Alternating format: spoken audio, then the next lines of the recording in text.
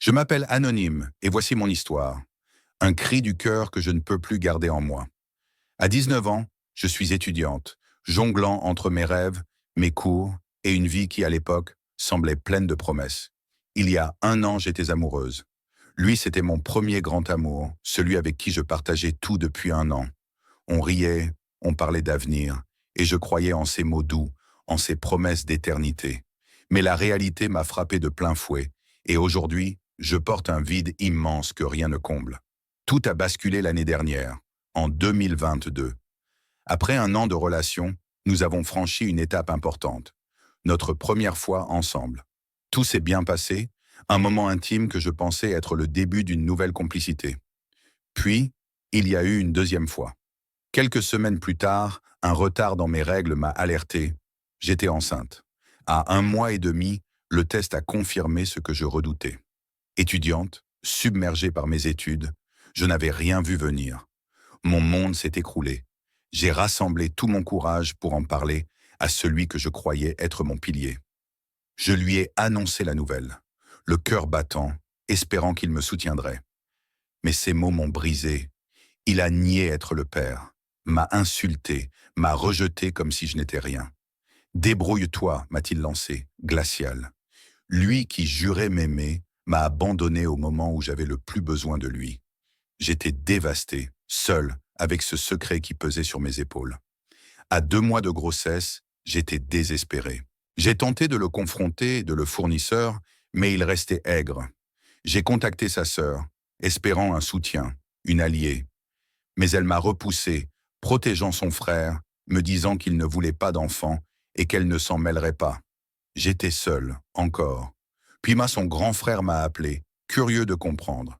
J'ai tout expliqué, partagé mon intention de garder cet enfant, malgré tout. Mais après notre conversation, le père de mon bébé m'a écrit pour réaffirmer qu'il n'était pas responsable. Ces mots m'ont transpercé.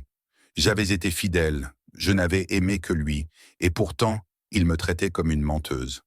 À 2 mois et demi, j'étais au bord du gouffre, et personne chez moi ne savait. Il m'a poussé à envisager l'avortement. Une idée que je refusais de toutes mes forces.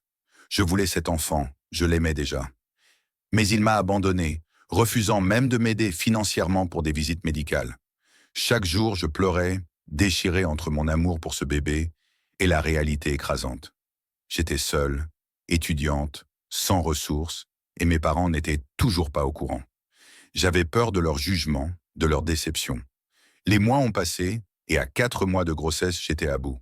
Ma meilleure amie, voyant ma détresse, m'a encouragé à prendre une décision. J'étais épuisé, physiquement et mentalement. J'ai fini par céder. Un médecin que je connaissais vaguement via les réseaux sociaux et qui m'avait déjà contacté, m'a guidé vers une clinique. J'ai pris la décision la plus dure de ma vie. J'ai mis fin à ma grossesse. C'était une fille. Ma fille. J'ai failli y laisser ma vie, physiquement et émotionnellement. Seul, j'ai dû l'enterrer, un secret que je porte encore comme une cicatrice. Personne à la maison n'a jamais su. Depuis, je suis hanté. Chaque nuit, je pense à elle. Je l'imagine, je l'entends, et je me demande si elle me pardonnera un jour. Je pleure, encore et encore, incapable d'oublier.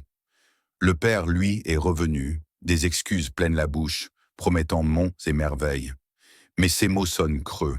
Il ne sait rien de la douleur qui me ronge, de ces 4 mois où j'ai porté notre enfant seul, où j'ai dû tout affronter sans lui. Il dit qu'il est désolé, mais comment croire en quelqu'un qui m'a laissé tomber si cruellement? Aujourd'hui, je suis brisé. Je ne fais plus confiance aux hommes. Je me sens coupable, perdu, et je donnerai tout pour remonter le temps, pour tenir ma fille dans mes bras. J'étais seul, dévasté, et je le suis encore. Comment puis-je trouver la paix? Comment puis-je me pardonner? Et lui, que dois-je faire de cet homme qui m'a fait tant de mal?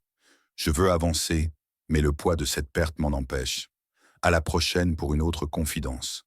Secret partagé.